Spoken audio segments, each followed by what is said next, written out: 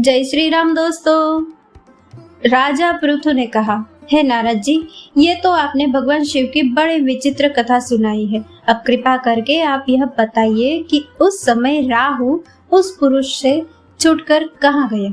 नारद जी बोले, उससे छूटने पर वह दूत बर्बर नाम से विख्यात हो गया और अपना नया जन्म पाकर वह धीरे धीरे जलंधर के पास गया। वहां जाकर उसने शंकर की सब चेष्टा कही। उसे सुनकर दैत्यराज ने सब दैत्यों को सेना द्वारा आज्ञा दी।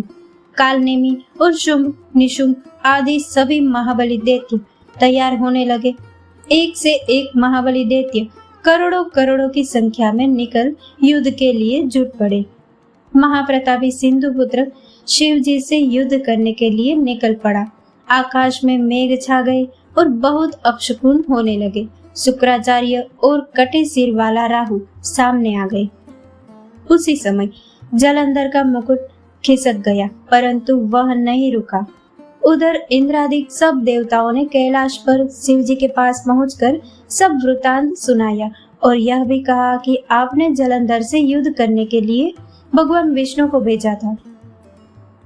वह उसके वशवर्ती हो गए और विष्णु जी लक्ष्मी सहित जलंधर के अधीन हो उनके घर में निवास करते हैं। अब देवताओं को भी वही रहना पड़ता है। अब वह बलि सागर पुत्र आपसे युद्ध करने आ रहा है, अतएव आप उसे मारकर हम सबकी रक्षा कीजिए। यह सुनकर शंकर जी ने विष्णु जी को बुलाकर पूछा, हे ऋषिकेश, युद्ध में आपने जलंधर का संहार क्यों नहीं किया और वैकुंठ छोड़ आप उसके घर में कैसे चले गए? यह सुनकर विष्णु जी ने हाथ जोड़कर नम्रता पूर्वक भगवान शंकर से कहा, उसे आपका अंशी और लक्ष्मी का भ्राता होने के कारण ही मैंने नहीं मारा है। यह बड़ा वीर और देवताओं से अजय है। इसी पर मुग्ध होकर मैं उसके घर में निवास करने लगा हूँ। विष्णु जी के इन वचनों को सुनकर शंकर जी हंस पड़े। उन्होंने कहा, है विष्णु, आप यह क्या कहते हैं? मैं उस दैत्य जलंधर को अवश्य मारूंगा। अब आप सभी देवता जलंधर को मेरे द्वारा ही मारा गया जान अपने स्थान को जाइए।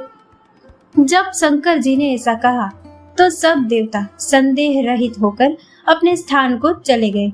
इसी समय पराक्रमी जलंधर अपने विशाल सेना के साथ पर्वत के समीप कैलाश को घोर सिंहनाद करने लगा। दैत्यों के नाद और कोलाहल को सुनकर शिव जी ने नंदी आदि गणों को उससे युद्ध करने की आज्ञा प्रदान की। कैलाश के समीप भीषण युद्ध होने लगा। दैत्य अनेकों प्रकार के अस्त्र शस्त्र बरसाने लगे। बैरी, मृदंग, शंख और वीरों तथा हाथी, घोड़ों और रथों के शब्दों से शाब्दित हो पृथ्वी कांपने लगी।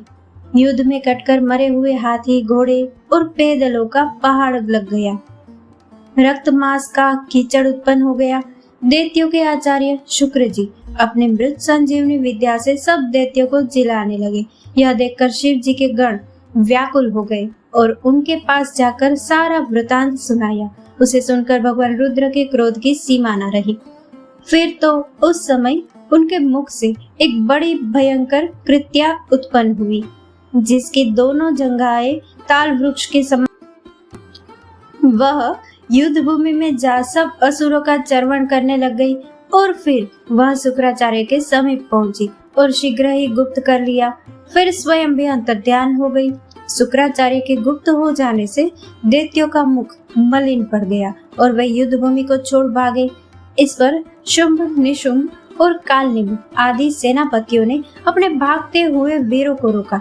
शिव जी के नंदी आदि गणों ने भी, जिसमें गणेश और स्वामी कार्तिकेय जी भी थे, दैत्यों से भीषण युद्ध करना आरंभ कर दिया। यहाँ पर कार्तिक मातम्य के 16वें अध्याय की कथा पूर्ण हुई। दोस्तों, इस कथा को लाइक, शेयर और हमारे चैनल को सब्सक्राइब करना ना भूले। जय श्री राम।